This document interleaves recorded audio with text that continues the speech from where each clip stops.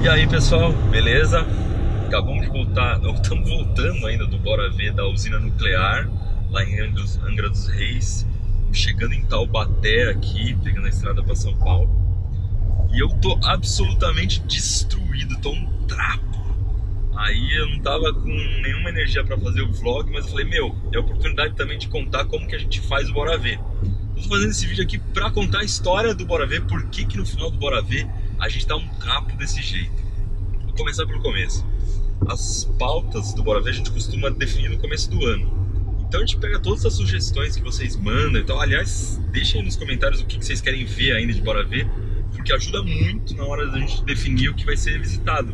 Porque o que vocês querem mais ver é o que vai dar mais certo, é o que vocês vão gostar mais. Então a gente tem uma lista já de coisas que a gente quer fazer, porque também tem as coisas que eu e a Mari a gente quer conhecer, porque é legal. E aproveitar o Bora Ver é a oportunidade de realizar vários sonhos, de conhecer vários lugares bacanas. Essa definição também do que a gente vai visitar tem que ser tem que levar em consideração a distância das coisas em relação a São Paulo. Porque quando está num raio de até uns 300 km, a gente consegue ir e voltar de carro no mesmo dia. Então tem um monte de coisa naquela região de Campinas, Piracicaba, Jundiaí, Americana. Essa região é muito industrial, então ali é fácil pra gente. Tá ali, 2 horas de carro de São Paulo, foi e voltou no mesmo dia. Se for longe, aí a gente tem que pegar avião, ou tem que viajar muito de carro, como foi o caso em Angra agora. Tem que dormir no lugar e aí complica tudo, porque a gente não pode levar a Helena tem que ficar com alguém lá. E a gente tem que fazer a viagem o mais rápido possível para poder voltar logo, para ficar o menos tempo possível longe da Helena. Também tem que ficar o menos tempo possível longe do escritório, porque tem outros vídeos para gravar. Se a gente ficar 5 dias em Angra, aproveitar para ir na praia e não sei o que, não tem os outros vídeos, né? A gente tem que falhar nos outros vídeos. Então, Bora Ver sempre é bem corrido. Como é que a gente consegue definir uma lista de coisas que a gente quer visitar? E pro ano inteiro a gente tenta gravar tudo no começo do ano, porque pro final do ano fica muito corrido. Tentar adiantar os Bora Vês. Geralmente não é patrocinado, então se for patrocinado a gente vai colocar escrito ali no cantinho patrocinado, como a gente sempre faz em todos os vídeos que são patrocinados. Mas o Bora Ver não, a gente é que pede para as fábricas se elas deixam a gente entrar e gravar alguma coisa. Essa é uma tarefa bem difícil de fazer. No começo a gente ligava e todo mundo falava não, porque ninguém conhecia o Manual do Mundo, e mesmo se conhecesse não dava muita audiência ainda. E ninguém quer perder um dia inteiro lá te acompanhando na fábrica e tal, por um vídeo que pouquíssima gente vai assistir. Depois, quando a gente cresceu mais, as pessoas passaram a conhecer um pouco mais o Manual do Mundo. Então você liga, fala que é do Manual do Mundo e a pessoa já conhece. Ou se ela não conhece, você manda uns links de outros Bora Ver que já foram feitos, que ficaram muito legais. Sei lá, Bora Ver de Itaipu, da NASA, da Coca-Cola, coisas que marcaram a história do Bora Ver. Aí a pessoa tem ideia de como a gente trabalha e vê que é bem feitinho e tal, e deixa a gente entrar. Mas aí tem os problemas, às vezes eles não deixam por motivos que fogem do nosso controle. Por exemplo, se tem muito segredo industrial na fábrica, a fábrica não vai te deixar visitar, porque você vai acabar mostrando no vídeo um monte de coisa que o concorrente vai querer pegar para ele para alcançar aquela fábrica que você está gravando. Tem outro problema, é que tem muita indústria no Brasil também que tem problema ou trabalhista, ou de segurança, essas coisas assim. Aí eles não vão deixar entrar mais de jeito nenhum, porque vai mostrar um monte de coisa irregular que a pessoa tem lá. Então, no geral, o que a gente mostra no Bora Ver são indústrias que estão certinhas, porque se elas estivessem erradas, elas não deixariam a gente entrar. Aí, beleza, eles deixaram, vamos combinar uma data? Vamos. A gente faz uma pré-entrevista. Como que é isso? Tem que conversar com alguém da produção para descobrir como que as coisas são feitas, para poder fazer o roteiro lá, entender o que a gente vai visitar e tal. E isso é longo pra caramba, às vezes é horas conversando no telefone, definindo o que vai ser feito, o que a gente vai visitar. E a gente sempre tenta também entrar em lugares que ninguém pode entrar. Por exemplo, Itaipu, a gente entrou lá dentro da turbina, aí teve que combinar uma data que a turbina fosse estar parada pra gente poder entrar. Foram meses que a gente esperou até ter uma oportunidade de poder entrar nesse lugar. Então sempre a gente tenta explorar de algum jeito ali que vai poder trazer para vocês alguma novidade bacana, que não seja uma coisa que todo mundo já viu. Então isso sempre às vezes é uma negociação meio complicada e tal. Se a pessoa já conhece o Manual do Mundo, é bem mais fácil, porque ela sabe, eu e a Mari gostam de fazer, de botar a mão na massa, por exemplo, a gente foi na fábrica de tijolo agora, e a gente dirigiu a retroescavadeira lá onde pega a argila. E eles deixaram a gente fazer isso porque já conheciam, o Manual do Mundo sabia que a gente gostava de fazer essas coisas. Aí fez uma pré-entrevista, tal, a gente já monta um roteirinho mais ou menos de como vai ser, pra não chegar lá e encontrar as coisas surpresa, porque se for surpresa fica muito mais difícil, você tem que inventar o roteiro na hora que você tá fazendo.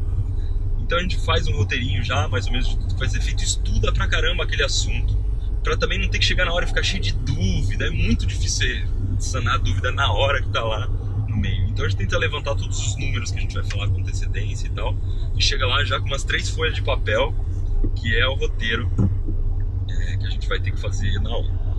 Quando a gente chega na fábrica, é tudo diferente do que a gente tinha imaginado. Então, a coisa mais difícil é que a ordem que a gente pensou pro roteiro nunca é a ordem que você vai conseguir fazer na fábrica.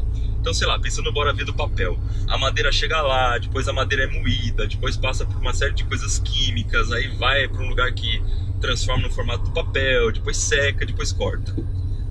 Aí você chega lá, o diretor da fábrica fala: não, mas espera aí, não tá chegando madeira agora, não tem madeira lá para entrar na linha de produção. Vamos fazer primeiro o corte do papel e depois a gente faz no final do dia a madeira. Só que o corte do papel é no final do vídeo, não é no começo. Na hora que você for assistir o vídeo, o corte do papel vai estar lá no final. Dependendo do lugar, isso fica tudo embaralhado. Itaipu, por exemplo, foi tudo ao contrário, tudo misturado, porque você chega lá, a pessoa que pode te atender da segurança de barragem vai ser o primeiro lugar, mas depois já tem que ir para geração de energia porque tem que aproveitar o intervalo de não sei o que.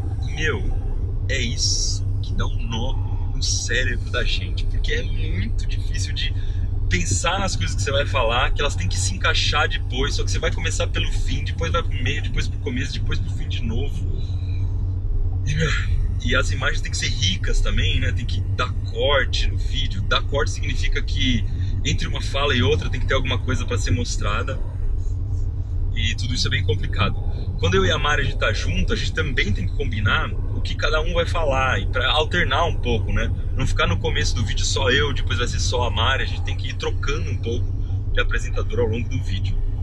E enquanto a gente tá andando lá, a gente vai descobrindo várias outras curiosidades que estão ali na fábrica. A Mari, que é boa nisso, ela vai percebendo coisas que eu não costumo perceber. Eu foco muito na parte técnica, nos números e tal. E a Mari vai vendo coisas que são legais de mostrar. E então a gente tem que dar uma improvisada no meio.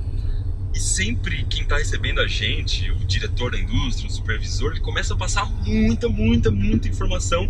E a gente tem que pensar num jeito de resumir tudo aquilo e deixar de um jeito fácil de entender. A gente pensa numa frase que você vai fazer para explicar aquele negócio. Às vezes você tem que falar a frase para a pessoa: eu vou falar isso, tá certo? Aí ele confirma: não, peraí, isso que você tá falando é meio esquisito, vamos trocar isso. Tem que combinar mais ou menos o que vai falar. E na hora de gravar, no começo dava muita vergonha, agora a gente já tá muito acostumado. Às vezes tem 10 pessoas atrás da câmera, porque não é só uma pessoa que acompanha a gente. Se for uma empresa grande, geralmente tem um assessor de comunicação, tem o estagiário do assessor de comunicação, aí tá lá o supervisor daquela área, tá mais uma pessoa que tá acompanhando para ajudar a mostrar, um técnico ali. Aí tem a nossa própria equipe que tem gente atrás da câmera. Então hoje, por exemplo, a gente estava gravando numa sala de simulação da sala de controle lá da usina. É uma sala de controle que nem se fosse um simulador de avião, tem tudo idêntico. E eles simulam emergências e tal para ficarem preparados para saber como agir quando tem uma emergência. E eu tava falando e tinha umas 10 pessoas lá atrás. E aí você fala meio com medo de falar alguma coisa errada. Aí no final você termina, desliga a câmera. E aí, o que eu falei tá tudo certo? Não, tá certo, pode deixar assim. Então no Bora Ver é muito difícil a gente falar alguma coisa que esteja muito errada, porque quem trabalha com isso tá lá vendo o tempo inteiro o que a gente falou. Uma coisa que também dá muito nervoso, dá muito medo, dá ansiedade, é porque a gente tem que fazer tudo muito rápido. Em Angra agora foi 1 dia e meio de gravação, mas na maioria das vezes é só meio dia de gravação, no máximo passa um pouquinho da hora do almoço e continua. Então é uma ali 4, 5 horas que você tem que fazer o tempo de gravação se encaixar naquilo. Então é muito corrido, a gente vai para um lugar, já vai para o outro, pensa o que você vai falar da próxima vez e vai, pega a imagem daqui. Normalmente eu e a Mari vamos pra frente, o Natan que tá fazendo câmera fica pra trás porque ele tá pegando imagem de alguma coisa, a gente tem que chamar ele: Natan, vem correndo, não sei o que. E é essa correria. Aí chega no final do dia, a sua cabeça está explodindo, e tanto você teve que pensar, construir frase, pensar na ordem das coisas, se relacionar com as pessoas também, porque você chega na fábrica, você não conhece ninguém, as pessoas também não te conhecem, e aí você tem que conversar com elas durante horas, horas e horas, e isso é difícil, né? Porque você nunca falou com a pessoa antes e tal, e vai ter que trocar muita informação com ela de repente. Aí no final do dia a gente tem uma pilha de material, sei lá, tem 1 hora, 2 horas de gravação, você joga aquilo na timeline de edição, é imenso. Quando o vídeo foi gravado numa ordem linear, né, que a gente conseguiu chegar na fábrica e gravar o começo no começo e o fim no fim, é tranquilo pro editor, ele vai pegar aquilo e vai montar com facilidade. Mas agora, isso que a gente gravou em Angra, por exemplo, vai ser super difícil de montar, porque tá tudo fora de ordem. Então eu vou ter que sentar com o editor e a gente vai ter que montar aquilo. Não, isso aqui vai pro começo, isso aqui no fim, isso aqui é uma passagem que eu fiz para conectar essa parte com a outra.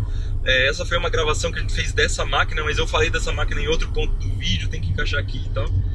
Depois que a gente monta esse quebra-cabeça, aí sim o editor vai trabalhar em cima, vai fazer os cortes bem caprichadinhos, colocar música, colocar imagens, escrever alguma coisa que precisa escrever. Às vezes também eu preciso regravar alguma coisa que eu fiz, porque eu percebo que eu falei uma coisa 2 vezes, por exemplo, ficou redundante, é melhor eu refazer aquela frase, só que eu não tô mais na fábrica, né?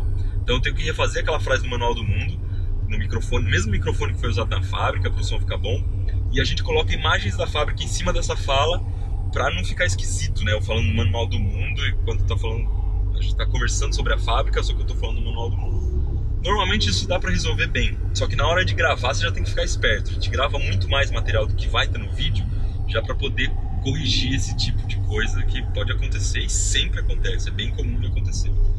No começo a gente não tinha muita experiência nisso, agora a gente já tá muito craque.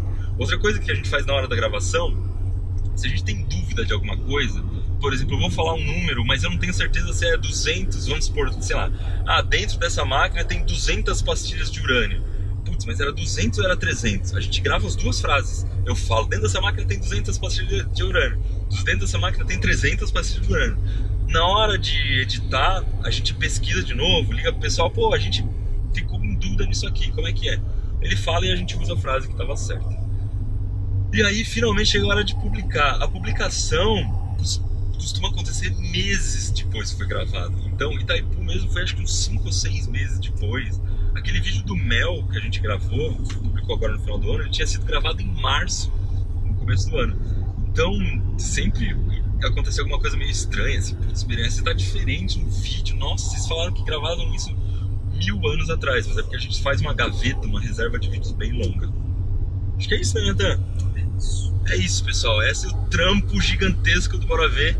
Espero que vocês tenham visto alguma coisa aí que é diferente do que vocês imaginavam, como que é feito um vídeo desse. Eu também espero que esse vídeo de Angra fique bem bacana, porque a gente gravou muita coisa legal. Falou, pessoal, até amanhã, que ainda tenho aqui 160 km de estrada que o Waze está falando pra mim.